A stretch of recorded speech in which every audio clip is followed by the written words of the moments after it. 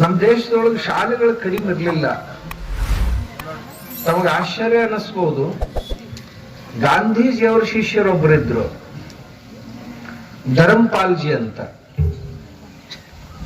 ಈ ಧರಂಪಾಲ್ಜಿ ಅವರು ಸ್ವಾತಂತ್ರ್ಯ ನಂತರದ ಕಾಲದಲ್ಲಿ ಒಂದು 35 ವರ್ಷ ಲಂಡನ್ದೊಳಗ ಬ್ರಿಟಿಷ್ ಪಾರ್ಲಿಮೆಂಟ್ರಿ ಒಳಗ ಏನ್ ಲೈಬ್ರರಿ ಐತಿ, ಆ ಲೈಬ್ರರಿ ಒಳಗ 35 ವರ್ಷ ಅಧ್ಯಯನ ಮಾಡಿದ್ರು ಧರಂಪಾಲ್ಜಿ. ಮಾಡಿ ಒಂದು 10 ಪುಸ್ತಕಗಳನ್ನು ಬರ್ದೇ ಇರ್ತಾರೆ. ನೀವೆಲ್ಲರೂ ಓದ್ಬೇಕು, ಬಹಳ ಜನ ಮಕ್ಕಳು ಸಹಿತ. ಅದರಲ್ಲಿ ಭಾರತದ ಇತಿಹಾಸ ನಿಮ್ಗೆ ಗೊತ್ತಾಗುತ್ತೆ. ಬ್ರಿಟಿಷರು ಭಾರತಕ್ಕೆ ಬರೋದಕ್ಕಿಂತ ಮುಂಚೆ, ಅದಕ್ಕಿಂತಲೂ ಮುಂಚೆ ನಮ್ಮ ದೇಶ ಯಾವ್ಯಾವ ಕ್ಷೇತ್ರದಲ್ಲಿ ಹೆಂಗಿತ್ತು ಅನ್ನೋದನ್ನೆಲ್ಲ ಆ ಬ್ರಿಟಿಷರು ಏನು ಸರ್ವೆ ಮಾಡಿ ರಿಪೋರ್ಟ್ ತಯಾರು ಮಾಡಿದ್ರಲ್ಲ ಅದನ್ನೆಲ್ಲ ಅಧ್ಯಯನ ಮಾಡಿ ಬಂದರು.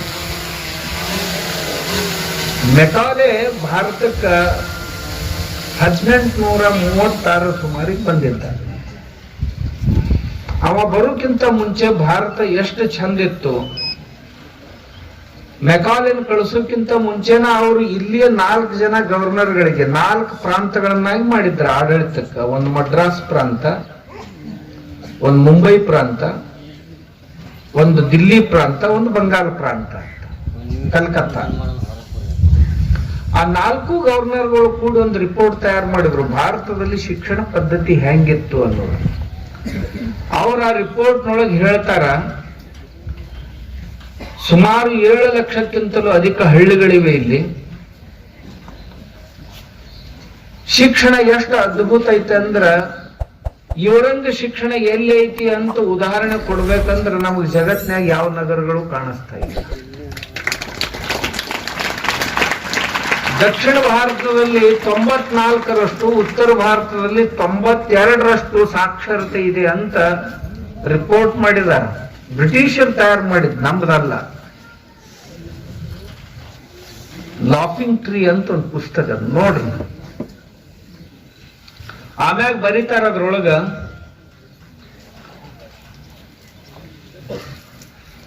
ಎಲ್ಲ ಶಾಲೆಗಳು 400 ಜನರ ವಸ್ತಿ ಇತ್ತು ಅಂದ್ರೆ ಅಲ್ಲೊಂದು ಶಾಲೆ. ಹೀಗೆ 7 ಲಕ್ಷ ಶಾಲೆಗಳು ಭಾರತದಲ್ಲಿವೆ ಅಂತ ಅವಾಗ ಬರ್ತಿದ್ರು. 7 ಲಕ್ಷ ಶಾಲೆಗಳಿಲ್ಲಿದ್ದು. ಶಿಕ್ಷಣದ ಪದ್ಧತಿ ಹೇಗಿತ್ತು ಅಂತ ಕೇಳಿದ್ರ, ಇಬ್ಬರು ರಸ್ತಾದ ಮ್ಯಾಗ ನಡ್ಕೊಂತ ಹೊಂಟಿದ್ರು ಅಂದ್ರೆ ಒಬ್ಬನ ಕಾಲಾಗ ಮುಳ್ಳು ಮುರಿದ್ರೆ ಮತ್ತೊಬ್ಬನ ಕಣ್ಣಾಗ ನೀರು ಬರ್ತಾವು. ಅಂಥ ಶಿಕ್ಷಣ ಈ ದೇಶದಾಗ ಐತಿ ಅಂತ. ಇದರ ಅರ್ಥ ನಿಮ್ಗೆ ಎಷ್ಟು ಮಂದಿಗೆ ಆಯ್ತು ಗೊತ್ತಿಲ್ಲ. ಇಬ್ಬರು ಕೂಡ ಹೊಂಟಾರ, ಬಲ ಕಡೆ ಏನದಾನ ಅವನ ಕಾಲಾಗ ಮುಳ್ಳು ಮುರಿದ್ರೆ ಎಡಗಡೆ ನಡೆದಾನಲ್ಲ ಅವಾಗೇನು ಮುಳ್ಳು ಮುರಿದಿಲ್ಲ, ನೀರ್ ಮಾತ್ರ ಅವನ ಕಣ್ಣಾಗ ಬರ್ತಾವ. ಯಾಕಂದ್ರ ಅವ ಅಂದ್ರ ನಾನು, ನಾ ಅಂದ್ರ ಅವ. ಇಷ್ಟು ಸಂವೇದನಶೀಲತೆಯುಳ್ಳಂತ ಶಿಕ್ಷಣವನ್ನು ಈ ದೇಶದಾಗ ಕೊಡ್ತಾರ. ಈ ದೇಶದ ಶಿಕ್ಷಣದೊಳಗೆ ಏನಿಲ್ಲ ಅನ್ನಂಗಿಲ್ಲ. ಅವ ಬರಿತಾನ, ಅವ್ರ ರಿಪೋರ್ಟ್ನೊಳಗೆ ಬರ್ದಾರ, ಈ ದೇಶದೊಳಗೆ ಒಬ್ರು ಭಿಕ್ಷುಕರಿಲ್ಲ. ಈ ದೇಶದಾಗ ಕೆಲಸ ಕೊಡೋರದಾರ, ಕೆಲಸ ಕೇಳೋರು ಯಾರು ಇಲ್ಲ. ಈ ದೇಶದೊಳಗ ಬರ್ದಾನವ ಬಂಗಾಳ ಗವರ್ನರ್ ಬರ್ದಾನ ಏನಂತ, ಈ ಊರುಗಳೊಳಗೆ ನಮ್ಗೆ ಎಲ್ಲಿ ಪೊಲೀಸರು ಕಾಣ್ಲಿಲ್ಲ, ಎಲ್ಲಿ ನ್ಯಾಯಾಲಯಗಳು ಕಾಣ್ಲಿಲ್ಲ, ಅಪರಾಧಗಳನ್ನೇ ಮಾಡೋದಿಲ್ಲ ಜನ, ಅಂಥ ಶಿಕ್ಷಣ ಕೊಡ್ತಾರೆ ಇಲ್ಲಿ. ಯಾರಿಗೆ ಯಾರು ತೊಂದರೆ ಕೊಡೋದಿಲ್ಲ. ಆ ಶಿಕ್ಷಣದ ಮುಖ್ಯ ಉದ್ದೇಶ ಆಗಿತ್ತು ನೋಡ್ರಿ, ಯಾರಿಗೆ ಯಾರು ತೊಂದರೆ ಕೊಡೋದಿಲ್ಲ, ಯಾರಿಗೆ ನ್ಯಾಯ ಕೇಳಲಿಕ್ಕೆ ಹೋಗುವಂತ ಅವಶ್ಯಕತೆ ಬೀಳುವುದಿಲ್ಲ. ಅಂಥ ಶಿಕ್ಷಣ ಇಲ್ಲಿ ಕೊಡ್ತಾರೆ. ಆಮ್ಯಾಗ ಯಾವ ತಂದೆ ತಾಯಿಗಳು ಸಹಿತ ತಮ್ಮ ವೃದ್ಧಾಪ್ಯದಲ್ಲಿ ಮಕ್ಕಳಿಂದಾಗಿ ಪಶ್ಚಾತ್ತಾಪ ಪಡುವಂತ ವಾತಾವರಣವನ್ನು ನಾನು ನೋಡ್ಲಿಲ್ಲ ದೇಶದಾಗ. ಇದು 4 ಮಂದಿ ಗವರ್ನರ್ಗಳು ಕೂಡಿ ರಿಪೋರ್ಟ್ ತಯಾರು ಮಾಡಿ ದಿಲ್ಲಿ ಗವರ್ಮೆಂಟ್ ಕಳಿಸಿದ್ರು. ಆ ದಿಲ್ಲಿಯಿಂದ ಅದು ಬ್ರಿಟಿಷ್ ಪಾರ್ಲಿಮೆಂಟ್ ಹೋಯ್ತು. ಅದನ್ನ ಅಧ್ಯಯನ ಮಾಡಿದ ಮೆಕಾಲೆ ಅಧ್ಯಯನ ಮಾಡಿ ಖರೇನ ಹೆಂಗೈತನಂತ ನೋಡಕ್ ಬಂದ. ನೋಡಿ ಇಲ್ಲೇ ಇದ್ದಾಗ ಅವ್ರ ಅಪ್ಪಗ ಮತ್ತ ಅವ್ರ ತಂಗಿಗೆ ಪತ್ರ ಬರ್ದ, ಈ ದೇಶ ನಾವಿನ್ ಬಹಳ ದಿವಸ ಆಳಕ್ ಸಾಧ್ಯ ಇಲ್ಲ, ಇಂಥ ಶಿಕ್ಷಣ ಈ ದೇಶದಾಗ ಇತ್ತು ಅಂತಂದ್ರೆ ಈ ದೇಶ ಎಂದೂ ಒಡೆಯಂಗಿಲ್ಲ. ಈ ದೇಶ ಎಂದೂ ಕೆಡಂಗಿಲ್ಲ.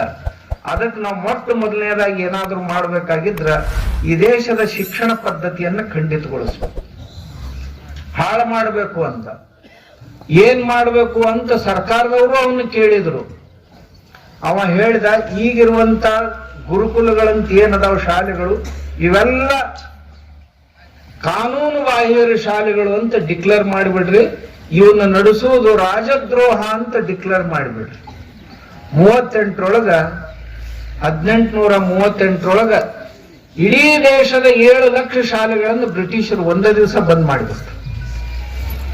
100 ವರ್ಷಗಳವರೆಗೆ ಈ ದೇಶದೊಳಗೆ ಯಾವ ಸ್ಕೂಲ್ಗಳು ಇರಲಿಲ್ಲ, ಒಂದು ಶಾಲೆ ಇರಲಿಲ್ಲ. ಮುಂದೆ 100 ವರ್ಷದ ನಂತರ ಕಲ್ಕತ್ತಾದೊಳಗೆ ಒಂದು ಕಾನ್ವೆಂಟ್ ಸ್ಕೂಲ್ ಅವರೇ ತೆಗೆದ್ರು.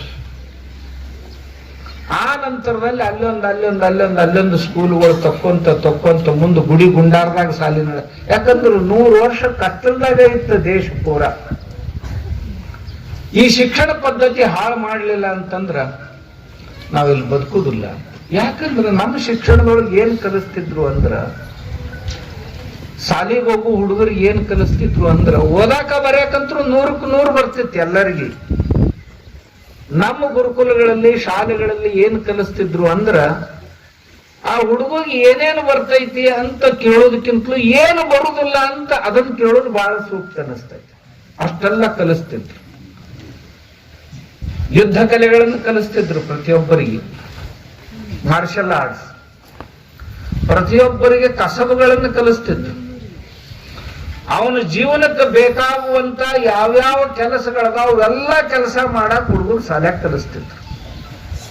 ಗೋಡ್ಯಾಗ ಮಳಿ ಬಡಿಬೇಕಾಗಿತ್ತು, ಒಂದ್ ಚೌಕಟ್ನಾಗ ಎಲ್ಲಾರ ಮಳಿ ಬಡ್ದ ಅರಿವಿ ಹಾಕ್ಬೇಕಾಗಿತ್ತು ಅಂದ್ರೆ ಈಗ ಕಾರ್ಪೆಂಟರ್ನ ಕರ್ರಿ ಅದೊಂದ್ ಜರ ಬಟ್ಟೆ ಹಾಕಾಕ ಇದು ಬಡಿಬೇಕು, ದಾರ ಕಟ್ಟಬೇಕು, ಮಳಿ ಬಡಿಬೇಕು, ಕರಸ್ರ ಅವ್ರನ್ನಂತಾರ. ಇವ ಏನ್ ಮಾಡ್ಯಾನ, ಇಂಜಿನಿಯರಿಂಗ್ ಮಾಡ್ಯಾನ. ಇವಂದು ಎಲೆಕ್ಟ್ರಿಕ್ ಇಂಜಿನಿಯರಿಂಗ್ ಆಗ್ಯಾನ. ಮನ್ಯಾಗ ಲೈಟ್ ಹೋದು ಅಂತಂದ್ರ ಲೈಟ್ ಹತ್ಲಿಲ್ಲ ಅಂತಂದ್ರ ಮೇಸ್ತ್ರಿನ ಕರೆಸ್ರಿ ಅಂತ. ಮೇಸ್ತ್ರಿ ಪಗಾರ ಇವತ್ತ 25,000, ಇವ ಇಂಜಿನಿಯರ್ 5,000. ಇಂಥ ಶಿಕ್ಷಣ ಕೊಟ್ಟ ಮೆಕಾಲೆ ನಮಗೆ. ನಮ್ ಚಲೋ ಶಿಕ್ಷಣ ಎಲ್ಲ ಚಲೋ ಶಿಕ್ಷಣ ಕಸ್ಕೊಂಡ್ಬಿಟ್ಟ. ಆಮ್ಯಾಗ ಮಕ್ಕಳು, ಸಮಾಜ, ಯಾವ ಜಾತಿಯ ಭೇದ ಇರಲಿಲ್ಲ ನಮ್ಮ ದೇಶದೊಳಗೆ. ಮೇಲು ಕೀಳು ಅನ್ನೋ ಭಾವನೆ ಇತ್ತು ಅಂದ್ರೆ ಮತ್ತೊಬ್ಬನ ಕಣ್ಣಾಗ ನೀರು ಬರ್ತಿತ್ತು. ಹಂಗ ಅದನ್ನ ಬಿತ್ತಕ್ ಶುರು ಮಾಡಿದ್ರು. ಹೇಳಿದ್ರು ಇಲ್ಲಿ ಮೈಲಿಗೆ ಹೊರ್ಲಾಕ್ ಹಚ್ಚಿದ್ರು ತೆಳವರ್ಗದವ್ರನ್ನ ಅಂತ. ಯಾರು ಬ್ರಿಟಿಷರು ಬರ್ದ್ರು ಹಿಂಗ. ಅಲ್ಲಿ ನಮ್ಮ ದೇಶದಾಗ ಸಂಡಾಸ ಇರ್ಲಿಲ್ಲ, ಮನ್ಯಾಗ ಮೈಲ ಹೊರಕ್ ಹಚ್ಚೋ ಸಂಬಂಧ ಎಲ್ಲಿಂದ ಬಂತು? ಅದನ್ನ ಬರ್ಯಾರು ಬರ್ದು ಹೋದ್ರು, ಹಿಂದಾಗಡೆ ಓದಿ ನಮ್ಮ ಸಮಾಜ ಹಾಳು ಮಾಡೋರು ಹಾಳು ಮಾಡಿಬಿಟ್ರು. ಕೆಳವರ್ಗದವ್ರಿಗೆ ಸಂಡಾಸ್ ತುಂಬಿ ಆ ಬುಟ್ಟಿ ಹೊರ್ಲಾಕ್ ಹಚ್ಚಿದ್ರಿ, ಕೊಳ್ಳಾಗ ಕಸವರ್ಗಿ ಕಟ್ಟಿದ್ರಿ, ಗಡಿಗೆ ಕಟ್ಟಿದ್ರಿ, ಅವ್ರನ್ನ ಕೆಳಗೆ ಉಗುಳ್ಬಿಡ್ಲಿಲ್ರಿ ಅಂತ ಹೇಳಿ ಇತಿಹಾಸ ಬರ್ದ್ರು ನಮ್ಮ ದೇಶದ. ಅಲ್ರಿ, ನಮ್ಮ ದೇಶದಾಗ ಎಲ್ಲರೂ ತಮ್ಮ ಮನೆಗಳು ಎಷ್ಟು ಸ್ವಚ್ಛ ಇಟ್ಕೋತಿದ್ರು ಮುಂದೆ ಹಿಂದ ಅಂದ್ರ ಗ್ರಾಮ ಪಂಚಾಯತ್ ಅವ್ರ ಕಸ ಹುಡ್ದಾಕ್ ಸಾಧ್ಯನೇ ಇರ್ಲಿಲ್ಲ. ಗ್ರಾಮ ಪಂಚಾಯತ್ ಅವ್ರ ಕಸನ ಹುಡುಗಿಲ್ಲ ಅಂದ ಮ್ಯಾಗ ಅದನ್ನ ಹೊರವ್ರು ಯಾರಪ್ಪ? ಯಾರ ಮನ್ಯಾಗೂ ಸಂಡಾಸನ ಇರ್ಲಿಲ್ಲ ಅಂತಂದ್ರ ಮೈಲಾ ತುಂಬಿಸಿ ಹೊರಸವ್ರು ಯಾರಪ್ಪ? ನಾವ್ ಇಷ್ಟನ್ನು ವಿಚಾರ ಇವತ್ತು ಓದ್ತೀವಿ. ಬಹಳ ಮಂದಿ ಇದ್ರ ಮ್ಯಾಗ ಭಾಷಣ ಮಾಡ್ತೀವಿ ನಾವು. ನಮ್ಮ ದೇಶದಾಗ ಹಿಂಗ ತುಳಿದ್ರಿ ಅವ್ರನ್ನ, ಹಂಗ ತುಳಿದ್ರಿ ಅವ್ರನ್ನ. ಎಲ್ಲಿ ತುಳಿದ ಪ್ರಶ್ನೆ ಬರ್ತೈತಿ? ಪಾಲುದಾರರಾಗಿದ್ದೀವಿ ನಾವು. ರೈತ ಕೃಷಿ ಮಾಡಿದ, ಕಣ ಮಾಡಿದ ಅಂದ್ರೆ ಕಣದಾಗ ಬಂದು ಎಲ್ಲರೂ ತಮ್ಮ ಪಾಲ್ ತಗೊಂಡು ಹೋಗ್ತಿದ್ರು. ಭಿಕ್ಷಾ ಅಲ್ಲ, ಎಲ್ಲರೂ ತಮ್ಮ ಪಾಲ್ ನಾವು ಕೆಲಸ ಮಾಡಿ ನಿಮ್ಮ ಮನಿ ಸಲುವಾಗಿ ಪಾಲ್ ಕೊಡುವಂತಿದ್ರು. ಆಗಸರಾವ್ ಬರ್ತಿದ್ದ, ಬಟ್ಟೆ ತೊಳೆದಿನಿ ಅದ್ರದ್ದು ಕಾಳು ಕೊಡು. ಬಡಗ್ಯಾರಾವ್ ಬರ್ತಿದ್ದ, ನಿನ್ ಗಳೆ ಹಾಸಿನಿ ಪಾಲ್ ಕೊಡು ಅಂತ ಕೇಳ್ತಿದ್ದ. ಕುಂಬಾರಾವ್ ನಿಮ್ ಮನಿಗೆ ಗಡಿಗೆ ಕೊಟ್ಟಿನಿ, ಬಿಂದಿಗೆ ಕೊಟ್ಟಿನಿ, ಅದ್ರ ಪಾಲ್ ಕೊಡುವಂತಿದ್ದ. ಪಾಲ್ ಕೊಡ್ತಿದ್ರ ಹೊರತು ಯಾರಿಗೂ ಭಿಕ್ಷಾ ಕೊಡ್ತಿದ್ದ. ಅಷ್ಟು ಚಂದ ಶಿಕ್ಷಣ ಇತ್ತು ನಮ್ಮ ದೇಶದಲ್ಲಿ. ಅದಕ್ಕಂತ ಅವಾಗ ಶಿಕ್ಷಣದ ಡೆಫಿನಿಷನ್ ಇತ್ತು. ಈಗ ನೀವು ಬಹಳ ಓದಿರ್ಬೇಕು. What is the education?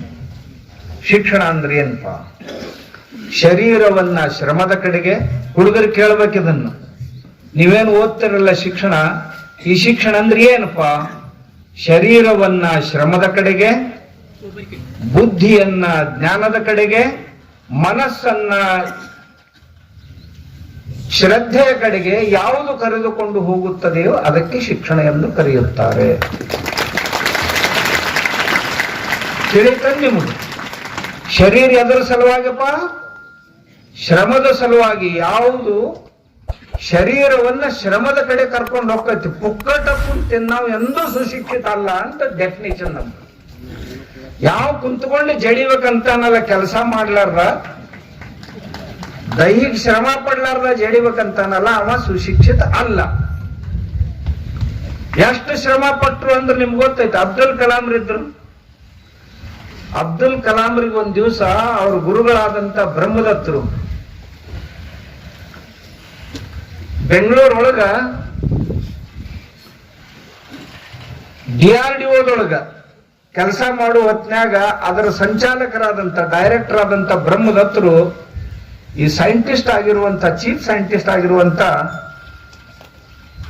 Abdul ಕಲಾಂರನ್ನ ಕರೆದು ನೋಡಪ್ಪ, ದೇಶದ ಪ್ರಧಾನ ಮಂತ್ರಿಗಳು ಫೋನ್ ಮಾಡ್ಯಾರ ನಿನ್ ಭೇಟಿ ಆಗ್ಬೇಕಂತ, ಏನೋ ಈ ಸ್ಪೇಸ್ ಟೆಕ್ನಾಲಜಿ ಕುರಿತು ಚರ್ಚೆ ಮಾಡ್ಬೇಕೇನೋ, ರಾಕೆಟ್ ಸೈನ್ಸ್ ಕುರಿತು, ಅದಕ್ಕೆ ನಿಮ್ ಜೊತೆ ಚರ್ಚೆ ಮಾಡಕ್ ಕರ್ದಾರ, ಯಾವಾಗ ಹೋಗ್ತಿ ಅಂತ ಕೇಳಿದ್ರು. ಇವತ್ತು ಹೋಗ್ತೀಯನಂತ ಕೇಳಿದ್ರು. ನನ್ಗೆ ಆಗುದಿಲ್ರಿ ಇವತ್ತನ್ನ. ಯಾರು? ಅಬ್ದುಲ್ ಕಲಾಂ. ಯಾಕಪ್ಪ ಅಂತ ಕೇಳಿದ್ರು. ಇನ್ನು 15 ದಿವಸ ಆತ್ರಿ, ಬಟ್ಟೆ ಒಕ್ಕೊಳಕ್ ವೇಳೆನೆ ಸಿಕ್ಕಿಲ್ಲ, ಇವೆಲ್ಲ ಹೊಲಸಾಗ್ಯಾವ, ಬಟ್ಟೆ ಹೆಂಗ್ ಹೋಗ್ಲಿ ಅಂತ. ಬ್ರಹ್ಮದತ್ತರಂದು ಅಲ್ಲೋ ಹುಚ್ಚ ಪ್ರೈಮ್ ಮಿನಿಸ್ಟರ್ ಕರ್ದಾರ. ಪ್ರೈಮ್ ಮಿನಿಸ್ಟರ್ನ ಭೇಟಿ ಆಗ್ಬೇಕಂತ ಮಂದಿ ತಿಂಗಳಗಟ್ಲೆ ದಾರಿ ನೋಡ್ತಾರ, ಅವ್ರ ನಿನ್ನ ಕರ್ದಾರ. ನೀ ಬಟ್ಟೆ ಸ್ವಚ್ಛ ಇಲ್ಲ ಅಂತೀಯಲ್ಲ, ಹೋಗಿಗಂದ್ರು. ಹೆಂಗ್ ಹೋಗಲ್ರಿ ಅಂತ ಹೊಲಸ್ ಬಟ್ಟೆ ಹಾಕೋ, ನಿನ್ಗೇನ್ ಹುಡುಗಿ